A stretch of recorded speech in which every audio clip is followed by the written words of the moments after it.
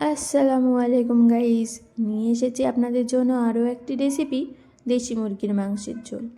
তো প্রথমেই এখানে কড়াইয়ের মধ্যে তেল গরম করে নিয়েছি আর তার মধ্যে সমস্ত মাংসগুলো দিয়ে দিয়েছি। এবার মাংসগুলো খুব ভালোভাবে ভেজে নেব কিছুক্ষণ। তো মাংসগুলো ভেজে নিয়েছি, দেখতেই পাচ্ছেন ঠিক কেমনভাবে ভেজে নিয়েছি। এবার এর মধ্যে দিয়ে দেব কুচনো পেঁয়াজটা দিয়েও বেশ ভালোভাবে কিছুক্ষণ ভেজে নেব। তো ভেজে নিয়েছি। এবার এর মধ্যে দিয়ে দিলাম লবণ আর হলুদটা দিয়েও বেশ কিছুক্ষণ ভেজে নেব।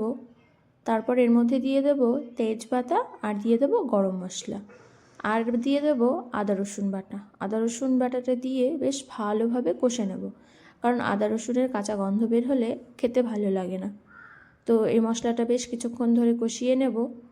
দেখতে পাচ্ছেন ঠিক কেমনভাবে কষিয়ে নিচ্ছি। তো আপনারা এখানে ভালোভাবে নাড়তে থাকবেন, নাহলে কড়াইয়ের তলায় মশলাটা লেগে যাবে।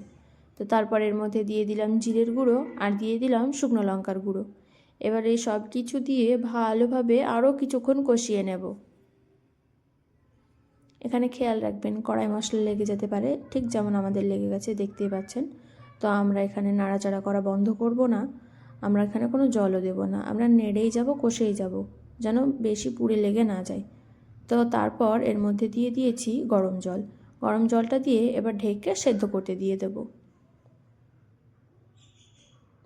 তো এই যে আমাদের মাংস সেদ্ধ হয়ে গেছে, বেশ অনেকটা কষিয়েছিলাম, সেই জন্য তাড়াতাড়ি সেদ্ধ হয়ে গেছে। এবার মাংসটা নামিয়ে নেওয়ার পালা। তো কেমন হয়েছে জানাবেন, এবং ভালো লাগলে অবশ্যই একটা লাইক, কমেন্ট এবং শেয়ার করে দেবেন।